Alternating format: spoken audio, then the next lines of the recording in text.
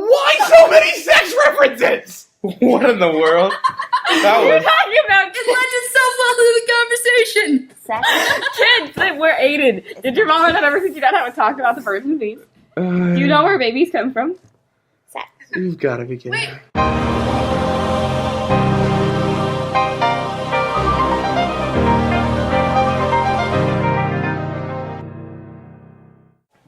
Hello everyone, and welcome to Theo Table, where angels dancing on the head of a pin can change your life. I'm Aiden, also known as Celtic Catholic Fire. I'm Julie. I'm Maria. I'm Bea. And I'm Jarek. In today's podcast, we are reconsidering Pope Francis's call to evangelize at the peripheries of society. We have the obvious peripheries, right? People who are marginalized by society and who are fairly easy to spot. But today we're going to consider those who occupy the spiritual peripheries. Who are the folks accepted by the wider society but who are spiritually poor? And how can we, as Catholics, reach them? We're considering pet people. Those folks who value animals above humans. The ones who get pets instead of kids. What is the charitable Catholic response to these folks? Well, I think the first thing to establish is that there's not a problem intrinsically with pets in themselves. Just in case anybody should interpret us as being anti-pet, anti-animal, anti-domesticated anything, that's not at all. Yeah, show of hands who owns a dog or cat of some kind. I don't own one, but I live with one in my dorm, and I love him. So, that's close enough. But yes, so pets are not into of themselves a net negative.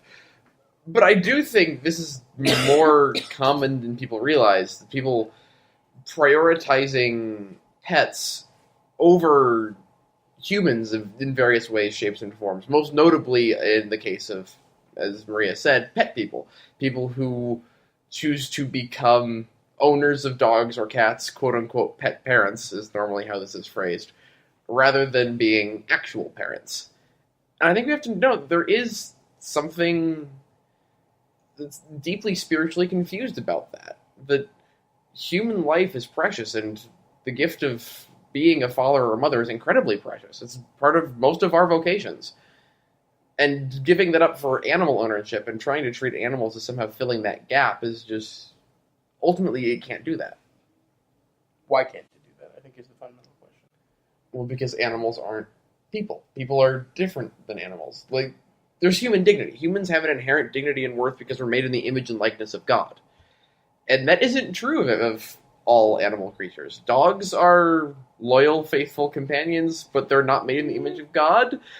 Cats are borderline sociopaths and also not made in the image of God. Wow. His prejudice is showing. There it is, folks. I see it. I would push back But against that. how do we know that humans have this dignity? How could you convince someone who's not a dedicated Christian or Catholic that this is a reality? Yeah. Just to add, I'm gonna play devil's advocate for a minute on Maria's thing. I'm gonna be the pet person and explain why the pets are so great. So, alright, so my dog, it is less work, okay? It's less work. I can still kind of interact with people through my dog. I get out, I get exercise. It's less of a burden, environmentally speaking, on the planet.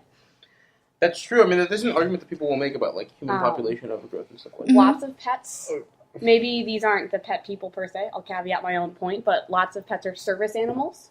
Those aren't pet people. I nixed my own point. Or then there's just the problem of, there's the trope of the Spinster Cat Lady. What do we do about the Spinster Cat Lady, who has pets because she doesn't have other people in her life? Because that's going to be me in 15 years. Here's the thing. I think you have to examine pet people and cat ladies as separate phenomenon almost. Oh boy. What a category. No, seriously, because, honestly, if someone, the old women who own a bunch of cats because all of their family has lost contact or has passed on tend to be really holy people, actually. So, if you're involved in your... Well, cat ladies, you know. I'm going off my grandmother. Who is a cat lady, but also generally very faithful. I hope she watches this, then. And sees that you think that her pets are sociopaths. But she's holy.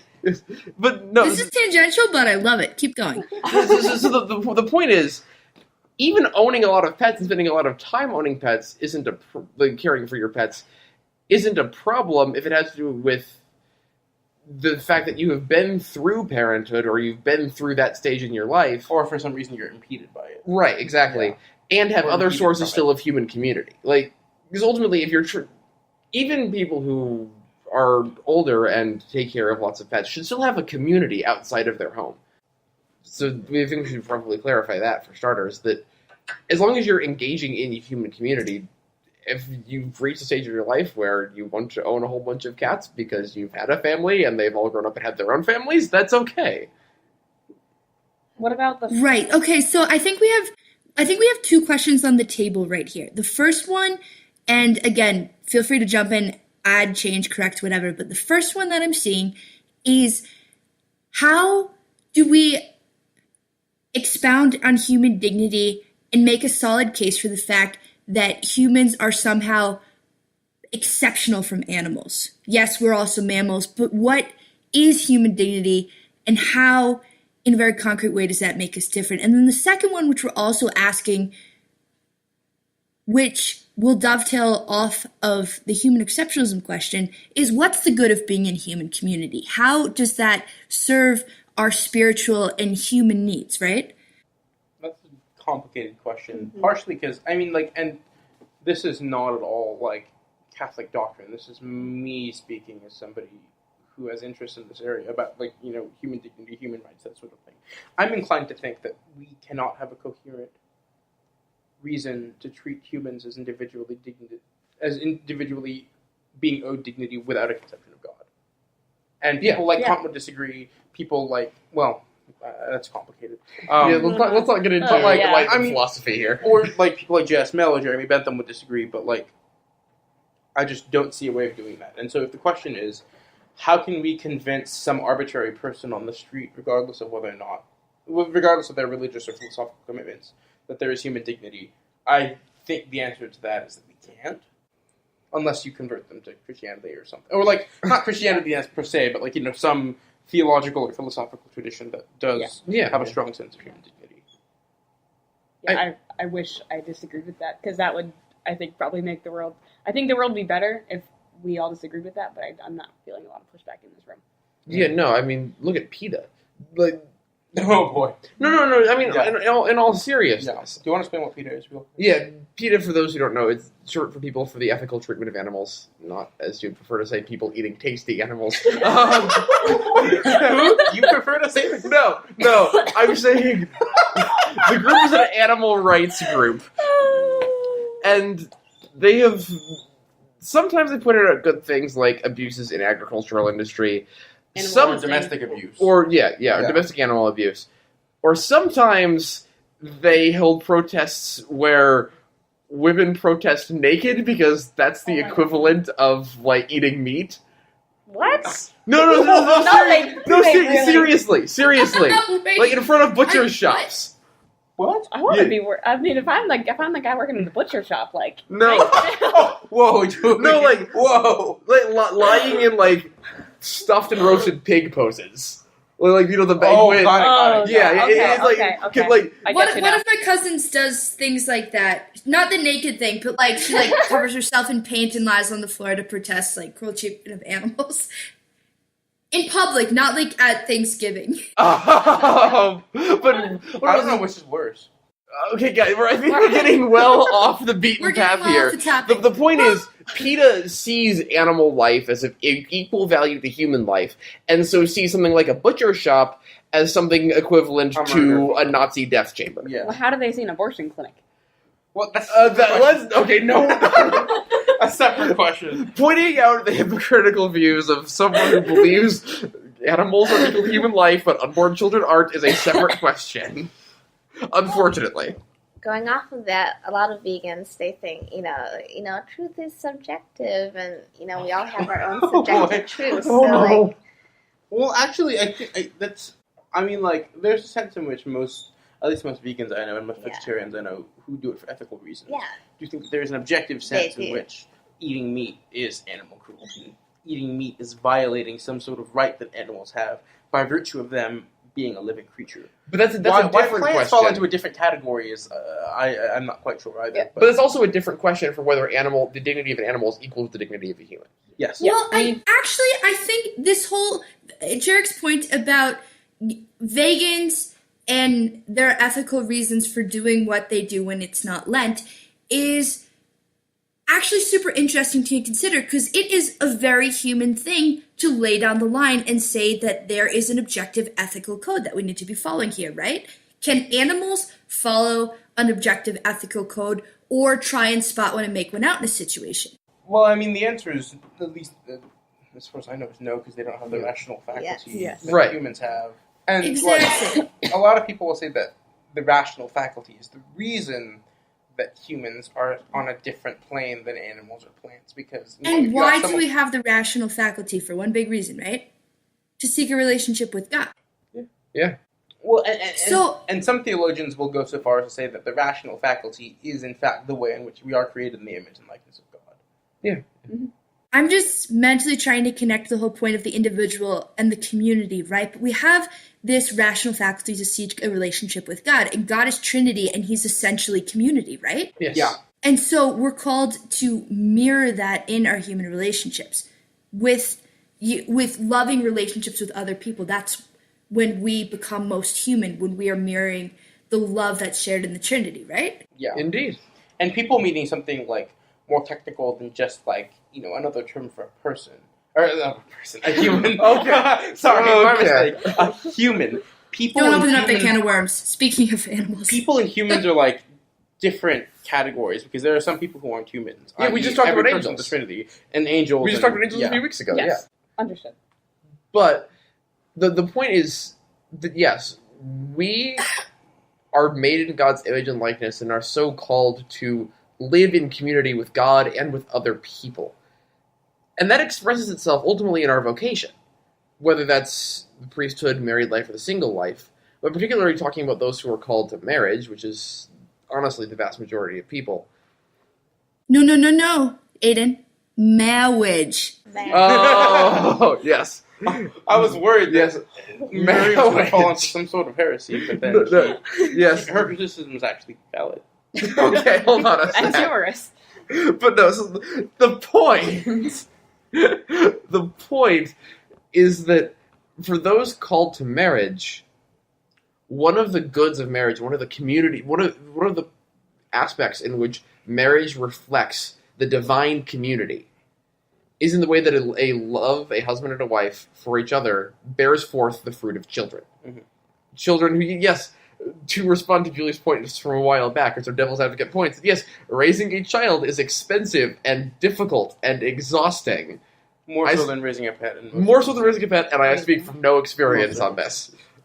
But, Yeah, you've just been raising goats as of late. okay, no, I have raised no goats. My sister raises goats. Don't put this on me. But the point, to get back to the point is that, well, raising a child is much more difficult and much more consuming in a host of ways than raising a pet. For those called to marriage, raising children and teaching their children to live virtuously and to become good people and ultimately to get to heaven is one of the primary callings of marriage. One of the primary callings of the human community that is marriage. Yeah. Yeah, I think this is a good train of thought to follow for a while. Like, what is the point of children and the good there? You can read Casti Connubii, the encyclical. That's the good of the children in the marriage is the third primary good there. But the children aren't just good for the couple either. Like, they are good from the couple. They are good for the couple because, oh my gosh, the maturation that must happen and the That's self-sacrifice that, like, Yeah. one of the best homilies I ever heard was extolling the vocation to marriage and saying, hey, you people who really are attracted to these religious vows, but or like the works of mercy, but you don't think you're called to a religious life and you somehow think you can't be as holy if you're married. What do you do when you're a parent? Well, you certainly feed the hungry, clothe the naked, instruct the ignorant, like, heal the sick, like, Yeah. come You get all all man. done every day. Yeah. Look at college tuition. Talk about poverty.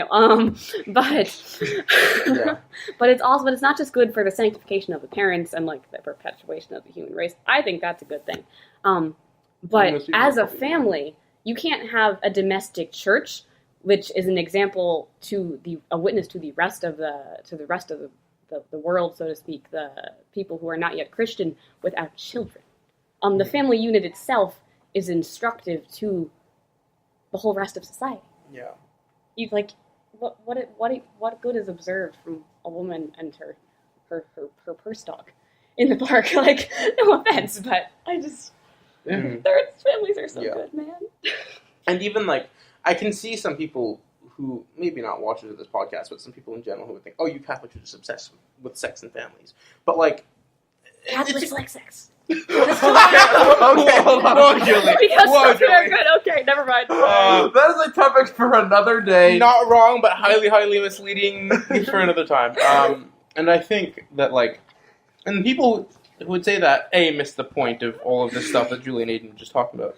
But B, also, it's not like Catholics only express community in married life. I mean, like, there's an objective sense in which, like, the highest community that we can be a part of, that human beings can be a part of, is the body of Christ, the church, which is an essentially communal entity.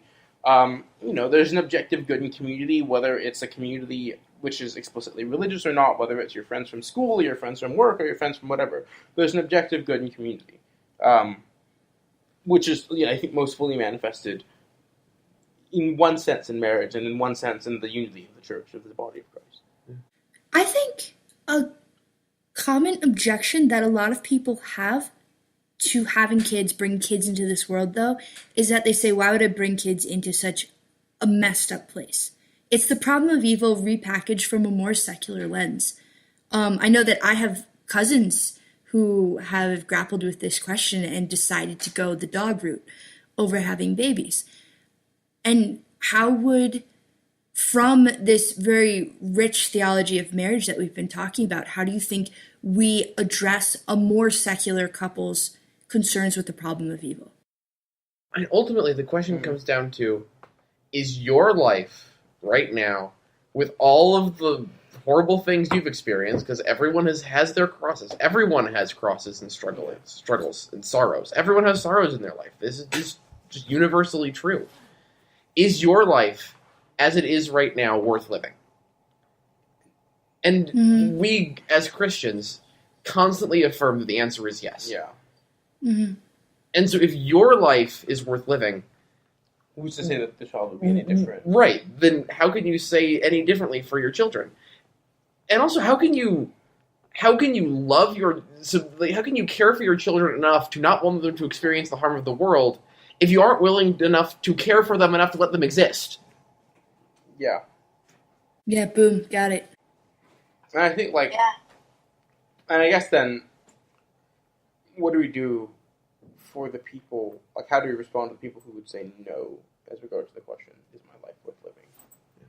That, I think, is a complicated problem. And I think for a lot of people, maybe they would say, well, my life is worth living, but I know people who don't think that theirs is. And I don't want my child to become in such a state that, et cetera, et cetera. Well, that actually, in my mind, that's partially something that comes down to parental responsibility, to raise your children to help see that life is worth living. That a virtuous life, a holy life, is not just something to strive for, but something that is incredibly desirable. Yeah. And for those who don't believe their lives are worth living, that is not a philosophical problem. That's a pastoral problem. That should be addressed by people in their community, reaching out to them and helping them to understand that yes, no matter what your life is like, your life is worth living. God has a plan. He always does. And even if it's years or decades until we see those plans come to fruition. Or the eschaton. Or the end of time until those plans come to fruition, because there are some of those too. He always brings good in the end. La vita è bella. Anything else as regards pets? Well, I'm sure we have more. We were supposed. Well, the topic was actually about how to reach those people at the periphery where the pets might be the substitute for the children. So now that we've, I think, explained the problem very clearly and why pets are not a great substitute for children, how do we actually reach out to those people? How do we be pastoral? Yeah. Also, we should acknowledge. I don't think we acknowledged at the top of the podcast. Or this also isn't saying like unless you have biological children.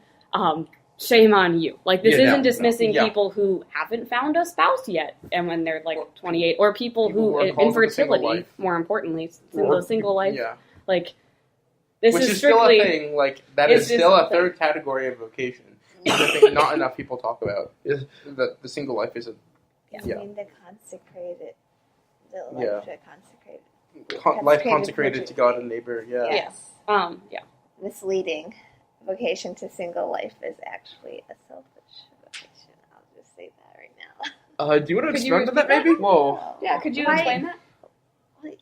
You know, the whole point of vocation is that we live a life that's, ordered towards God. That we live a life where we can love God the most. And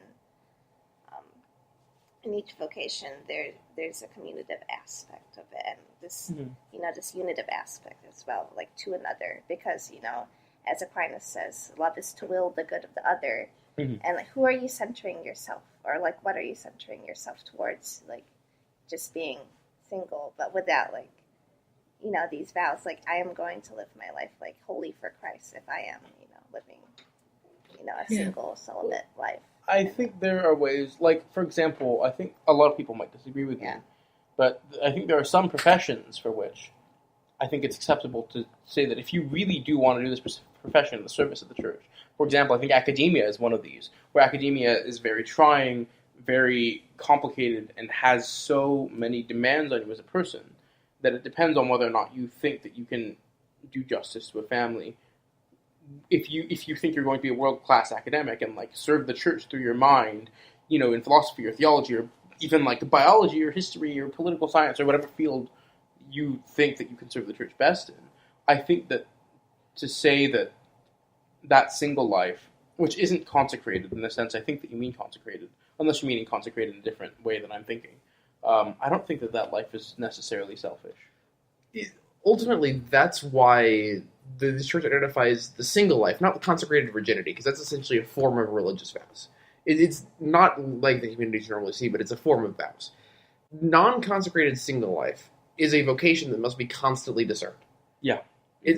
There's sort of multiple levels on this. Marriage is something we are all naturally called to. The priesthood and religious life require a supernatural vocation. And the single life requires constant discernment. Because if you're not living consecrated vows, there's always a chance God will say, no, at this point in your life, you are ready to raise a family. Or you're alternatively, ready to be ordained a priest or enter a convent. Or as well, like, from the religious life. Or God could legitimately say, as Jarek is saying, you could legitimately discern, no, God is calling me to this work, which I cannot do justice to if I'm also raising a family. So, but to get back on the track we started off on here from, yes, you go back to the periphery. Although I will at some point like to continue that discussion, because that's really interesting. Yes. I think it could be a further topic, like the vocation of single life and how that looks. Yeah.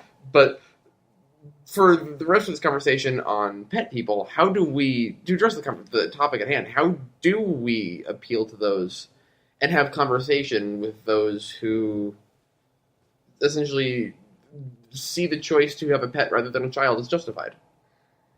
So, I'm trying to think how someone who's making this choice might think. And honestly, part of it might be fear. Like, so say you're in the position of, you're a young couple, you could theoretically start having kids. The world is not exactly sending a very positive message about this either. It's not just coming from you. It's like, oh, the world is saying all these, like, children are expensive, you'll have no free time. Like, maybe you're right, that's true, you won't. Where's the community support? Like, what do they need? What can we provide them to lessen the massive, what's the word? I don't want to say burden. Children aren't a burden. Overhead. Overhead. That word.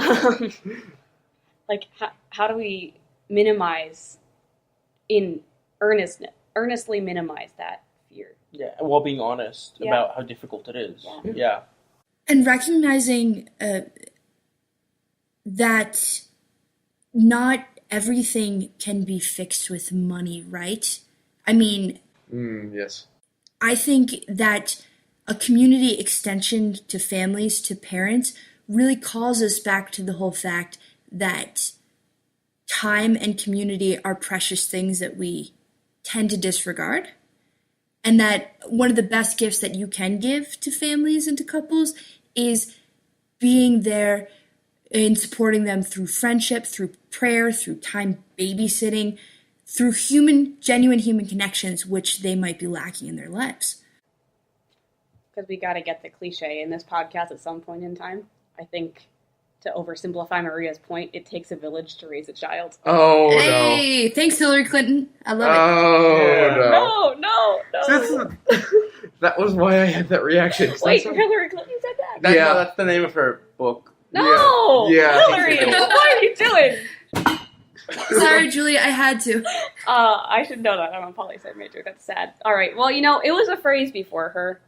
The Was point it? still stands. Yeah, Yes. it was. Okay. There's definitely Was there history before the Clintons? Well, that's certainly I need to Yes. know. Yes. I mean, Or there's a is- chance in all of history. Okay, let me since modify. it's illusory, but- In Yeah. a very strictly Catholic version of this phrase, it takes a parish or a neighborhood to Yeah. raise Yes. a A child. diocese, if you will. Or a Yeah, church. school system. Or Like- or a church. Yeah, like church, big C church.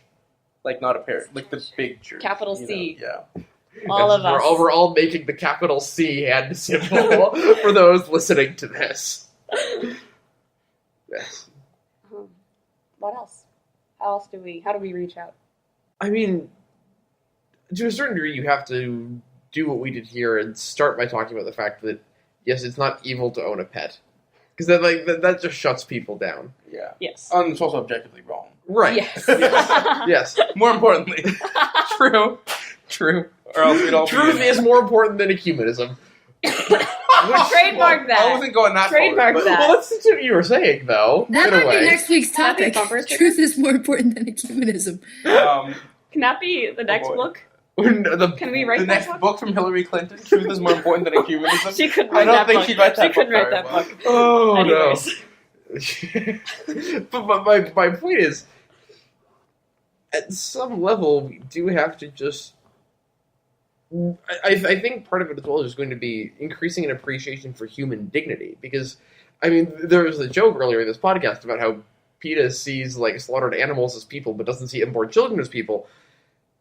In all seriousness, I think trying to address some of those more systemic dehumanizations of the unborn, of the disabled as well, because that's actually...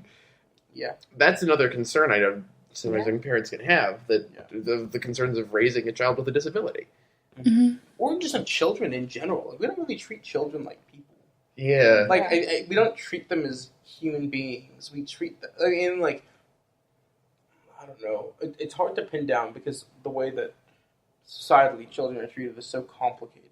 And I don't know if we've ever... There are things that must be processed and packaged to be quiet and somehow productive and somehow not troublesome until they reach the age of freedom. At least that's how parents treat their children at my middle school. We have parent-teacher conferences tomorrow. Oh, and boy. Oh, boy. well, we're in the process of it, and part of the whole drama and pain that I've been warned about is that you will see how much parents treat their children as objects, and they're very much like Yes. things to be shuttled around. They're a project and Um, not a person. They have Yeah. agency. You don't give them agency. I think that's exactly the point, because if you look at the modern age relative to previous time periods, we lift up children on a pedestal somehow a lot more than other cultures do. There's a lot more of a sense of childhood must be a thing that's protected in its own separate class with its own lessened set of responsibilities and greater sense of care. Like, childhood has to be an independent category. Right. Yeah. But at the same time, that has... manufactured childhood. Right. Because in some sense, we've gone from just manufacturing childhood to manufacturing children. That seriously, that Hashtag children, designer babies, but actually, children yeah. become vessels for their parents' ambitions and And desires wills and what they want their perfect kid to be, Mm-hmm. rather than letting their child be a person. Yeah. Yeah. Which is That's why so people true. go to pets, because you can make pets your objects easier than your children. I think that's part of it. They don't push back, which is the wonderful thing, you know? I don't know. Have you ever tried training a dog? They push back. Have you ever tried training a cat? Have any of us tried to train a child I have. anything? Yes. Julie, Yes. Julie, a cat goes straight to a switchblade when they push it back. Wow. It's true. It's true. For the people listening, there is a long-standing rivalry within this gang of podcasters about cats and dogs. And this one has goats too. I'm a cat No. person. No, I don't have goats. My sister has goats. I claim no ownership of those demonic creatures. Oh boy. Anyway, this podcast is predominantly dog folks, so carry on. Carry on. I'm a neither folk. I'm allergic to both and can't own either. Sad. Oh, Fair. Yeah. okay. Anyway, Where were we? children being objects. Yes. Bea, you had a thought? What thought? Did you? No. Okay, sorry. That the phrasing there is almost too on point, though, because we talk about objectification and like seeing children in a material way is. I just really like how that came from circle. That's what we talk about when we talk about like dehumanization in like abortion and that and related things. And, I don't like it when we get to a Catholic point the backwards way because it just underscores to me the problem, the depth of the problem. Yep. Is this where we get to have the fight about crying rooms? Ooh, actually, yes. yes.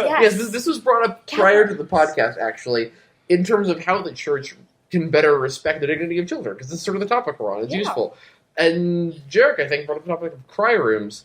Why don't you state your case as to why they're not? My case against crying rooms is sort of complicated. Oh, no. Part of it is, I think, the manufacturing thing, like, not just manufacturing children, but also, like, the degree to which, the crying room becomes a space which is almost isolated from the sanctuary or from the nave, and so all of a sudden, parents, especially if the crying room isn't anywhere near the sanctuary, like, become excused from also participating in Mass because their children are there. I think part of it is the church trying to manufacture its experience of, like, worship in a, like, sort of unauthentic way.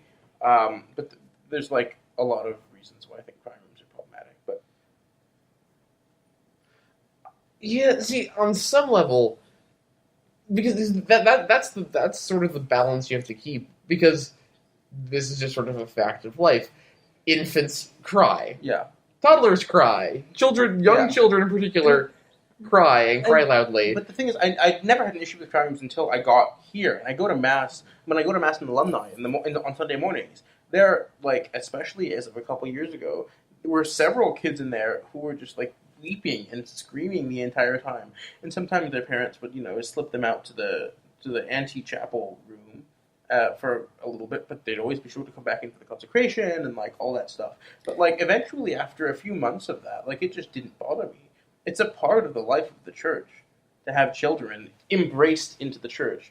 Children embraced in their fullness into the church. Yeah. And that's why we baptize infants, right? Because even children as, young as 1 week old or just born have that same dignity in the body of Christ. Yeah, just to throw an anecdote onto Jarek's point, my home parent, like, I think there's maybe 3 other people who are younger than, like, 25 who are at the Mass I go to when I'm at home regularly. 2 kids and this other random person.